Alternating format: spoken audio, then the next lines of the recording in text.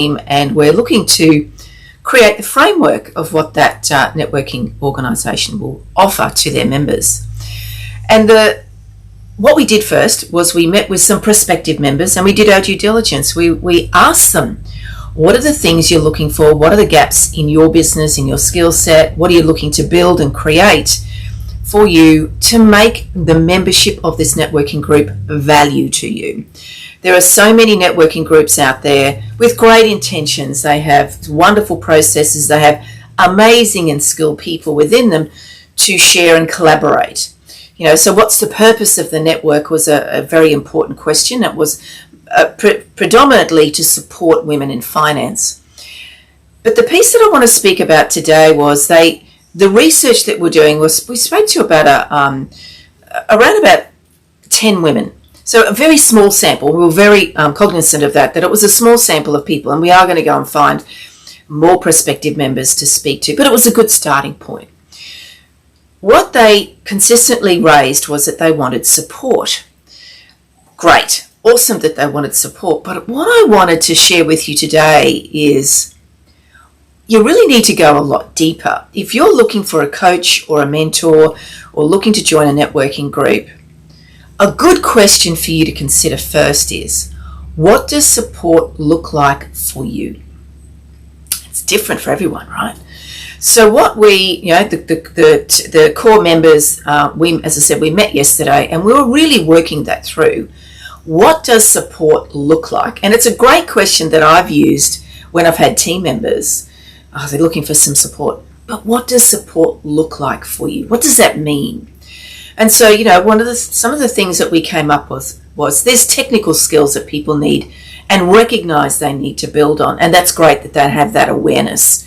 But what are those technical skills? And so therefore, how do we deliver that? What does that look like? Is it to have a technical mentor buddy with you? Is it undertaking some sort of workshop or program? Is it going to find some education pieces that speak to that? As I said, or connecting with somebody who's experienced and buddy along with them. So technical skills was one. There was another one about emotional skills. How do you manage and deal with the challenges that we're facing constantly? And that doesn't matter whether you're a business owner or a career person. We all have challenges coming at us constantly from a personal perspective, from a networking perspective, from a growth perspective, from a career perspective, from a business perspective, suppliers, customers, contacts, all these things coming at us.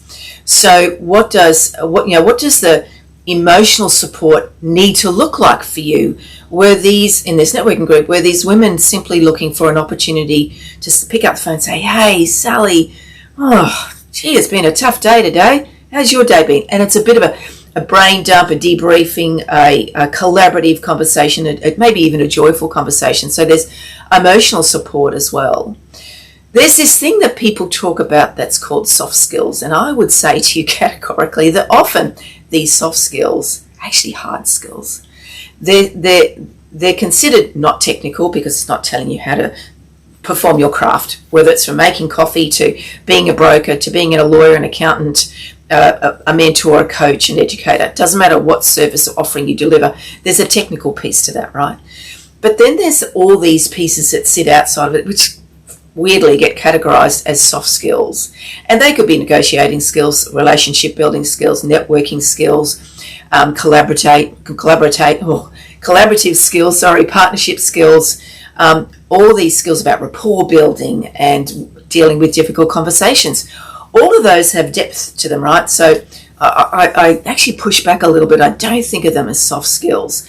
They're not technical, but they're process skills, they're relationship building skills, they're skills that can be really difficult and challenging because you have the mindset right, you need the technical skills. It's a bit like head, heart, and gut all in alignment. You need to have the technical capability, you need to have the communication capability, you need to have the mindset capability to be able to dive into these effectively into what, as I said, is called these soft skills. So it's really about when you are looking for support in your business or your career, you really need to dig a little bit deeper and do the research on yourself. What does the support look like for you? What do you need? And make a note, is it technical skills? Learn how to do Excel, learn how to do workflows in a CRM, learn how to run a live. learn how to do a webinar, learn how to do better coffees, learn how to do different levels of tax returns, whatever the technical skill is. Make a list of those things.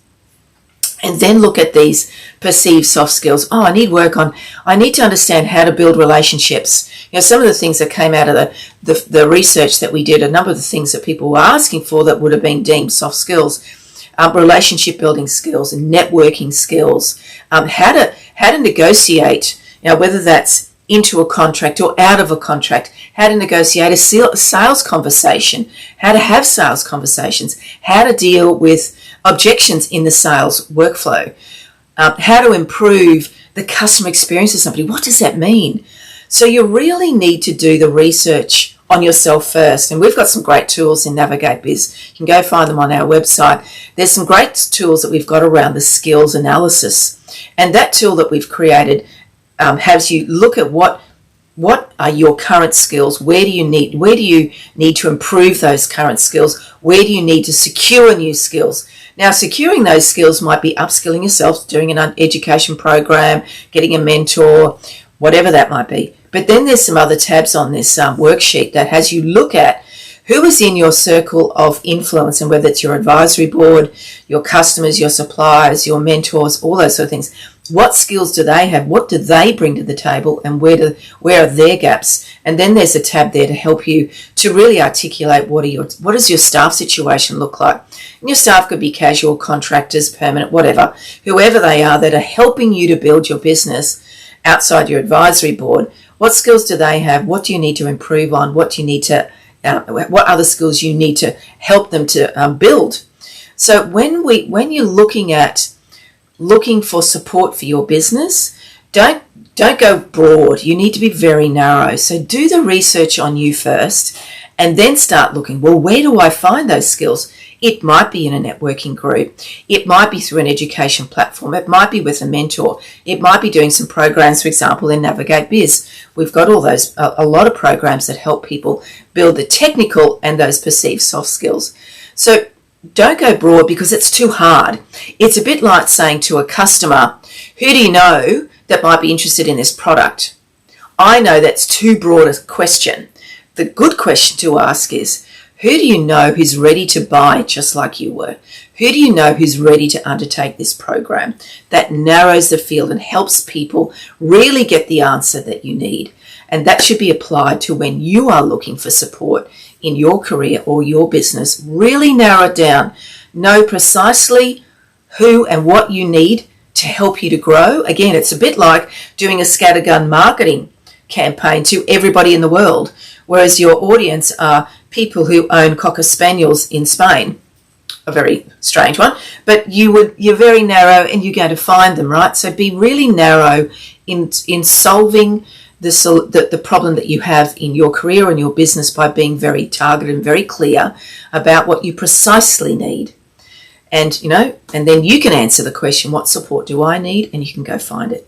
Hope this is helpful. You have a marvelous day, and I will see you next Tuesday.